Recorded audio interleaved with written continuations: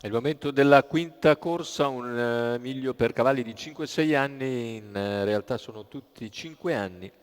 Dio che bel, Dylan Pax, Daphne di Poggio, Donatello, Dolce Indal, Demetra Gas in prima fila, Dorotea Trio, Dell'Alba in seconda. Favori per Daphne di Poggio. Numero 3, Manuel Pistone in salchi.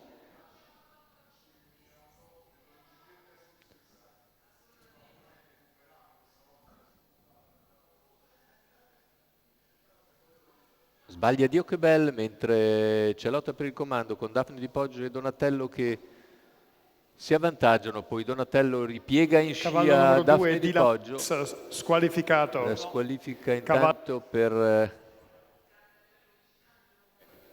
Ripetiamo, cavallo numero 1, Dio che per bel, Dio che bel. squalificato.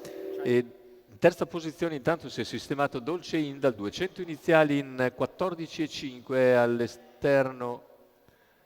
In quarta posizione c'è Dell'Alba, mentre all'esterno dovrebbe essere rimasta Demetra Gas.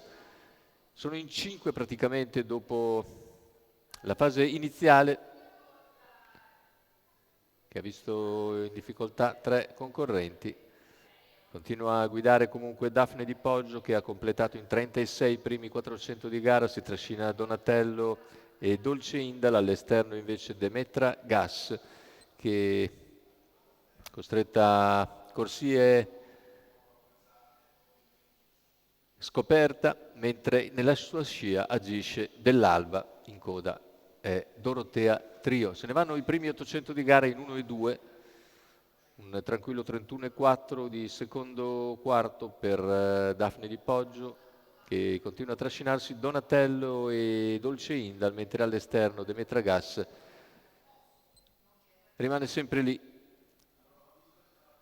Chilometro in 1,17,2, non cambia nulla, con Daphne di Poggio che continua tranquillamente a guidare nei confronti di Donatello e Demetra Gas, poi Dolce Indal, arriva il paletto dei 400 conclusivi, il parziale in 14,4, cambiato registro ora Daphne di Poggio, Donatello in seconda posizione, Demetra Gas ora fa fatica, ma rimane lì, all'esterno, in terza posizione, e si entra addirittura d'arrivo con Daphne di Poggio che ha fatto ormai il vuoto e nel finale allunga per ritornare a vincere agevolmente Daphne di Poggio, secondo posto per un eccellente Demetra Gas, mentre per il terzo probabilmente ancora Donatello si salva, 1,15,4 con 28,9 a chiudere la vittoria per Daphne di Poggio e Manuel Pistone.